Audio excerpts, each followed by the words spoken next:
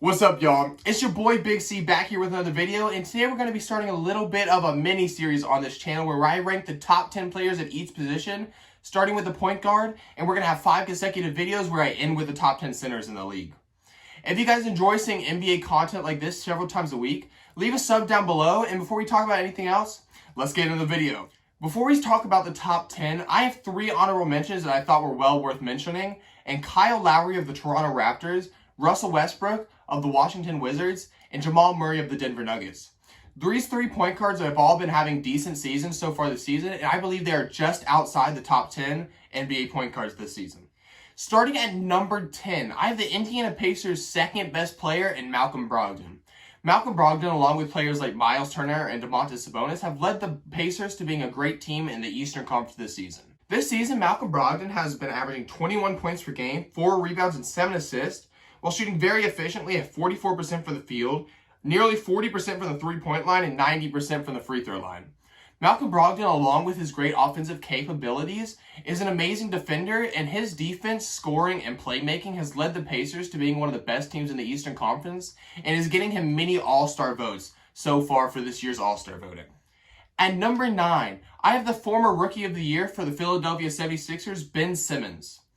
Ben Simmons would be a lot higher up on this list if he was more assertive on the offensive side, but this season he is only averaging 14 points per game, 8 rebounds, and 8 assists, while shooting 56% from the field and 64% from the free throw line. The reason he is on this list is because he is one of the best defenders on the league and is leading the Philadelphia 76ers with his defense to being one of the best teams in the NBA this season, and being one of the best teams, if not the best team, in the Eastern Conference. Coming in at number 8, I have the young point guard for the Sacramento Kings, and Darren Fox. So far this season, Darren Fox, along with his backcourt member and Tyrese Halliburton, have led the Sacramento Kings to being competitive in many of the games that they've played, and even beating several very good teams in the NBA. Darren Fox this season has been having an all-star caliber season in the Western Conference, averaging 23 points per game, 3 rebounds, and a great 7 assists, while shooting very efficiently at 48% from the field, 36% from the three-point line, and nearly 70% from the free throw line. Along with this, Darren Fox is extremely athletic and one of the best defensive point guards in the league at a very, very young age. Those attributes combined with his amazing offensive skill set is leading him to already being one of the top 8 point guards in the NBA. Last year's 2019 Rookie of the Year for the Memphis Grizzlies, Ja Morant, is coming in at number 7 on my list. And although Ja Morant hasn't proved that he can be a 25 point per game scorer in the NBA, Ja Morant's leadership and playmaking ability catapults him to be very high on this list, along with the potential that he has shown for his future and that he could one day be the best point guard in the league. So far this season, Ja Morant has been averaging 19 points per game, 2 rebounds, and 8 assists, while shooting 45% from the field, a very low 28% from the three-point line, but that's not a huge part of his game, and 80% from the free throw line. Along with these stats, Ja Morant is one of the league's best leaders and around league average defender, and at only age 21, Memphis Grizzlies fans should have a lot of hope for their future with young players like Jaren Jackson Jr. and Ja Morant leading their franchise. At number 6, I have Chris Paul of the Phoenix Suns. A couple years ago, Chris Paul was considered to have one of the worst contracts in the NBA, and last year on the Oklahoma City Thunder, he proved why he is worth that contract, being one of the best defensive point guards in the NBA, one of the best playmakers in the NBA, and debatably the best leader in the NBA, and this season has been no different than last season for the Oklahoma City Thunder, except this year he has led the Phoenix Suns to being one of the best teams in the NBA, and he's even taken a back seat to players like Devin Booker and DeAndre Ayton, and he is still continuing to put up very solid stats, averaging 17 points per game, 5 rebounds, and 8 assists, while shooting very, very efficiently at 47% from the field, 34% from the three-point line, and nearly perfect from the free throw line. Chris Paul, even though he is an older NBA player, is still one of the best players in the league, and although he will begin to regress soon, and he isn't as good as he once was, Chris Paul is still a top 6 point guard in the NBA and is leading the Phoenix Suns to being one of the most dangerous teams this year in the league. Now, entering the top 5, I have one of the best offensive players in the NBA, Trey Young of the Atlanta Hawks. This season, Trey Young has been one of the best scoring point guards that we've seen in a long time, averaging 27 points per game, 4 rebounds, and nearly 10 assists, while shooting 42% from the field, 37% from the three-point line, and nearly 90% from the line. This season, Trey Young has just been an absolute bucket, and along with players like John Collins and DeAndre Hunter, the Atlanta Hawks have a great chance to make the playoffs for the first time in a couple years this season. At number 4, I have the Brooklyn Nets superstar Kyrie Irving. Kyrie Irving this season has had one of the best starts of his career, and with players like Kevin Durant and James Harden on his team, the Brooklyn Nets are favored by many to win the NBA championship this year.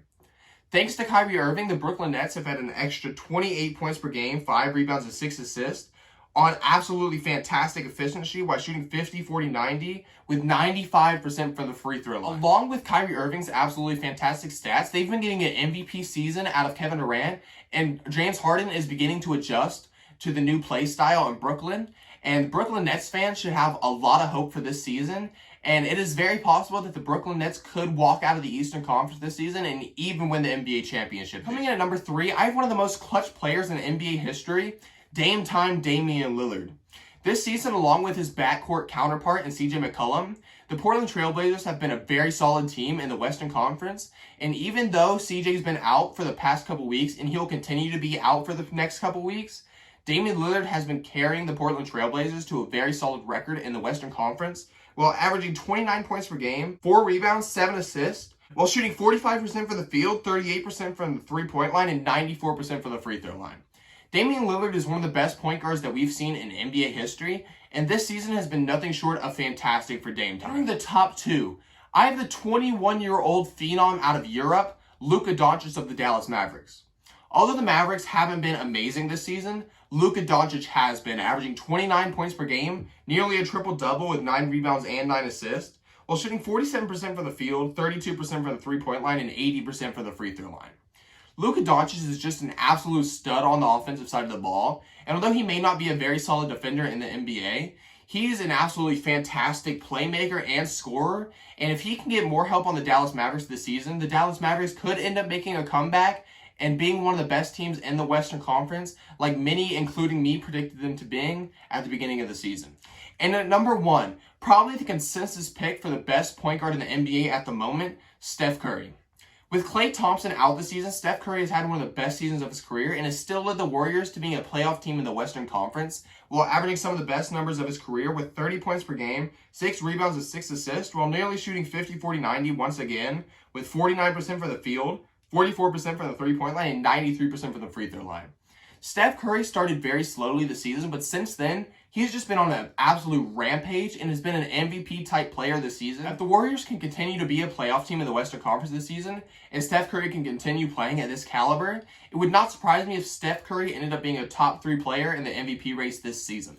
Okay guys, I hope you enjoyed the video. If you guys enjoy seeing NBA content like this several times a week, leave a sub down below because we're on the road to 100 subscribers. And let me know down in the comments who you guys would have at number 1 on this list and who you guys think I snubbed. I'll see you guys next time with my top 10 shooting guards in the NBA. But for now, this is your boy Big C, and we'll see you next time.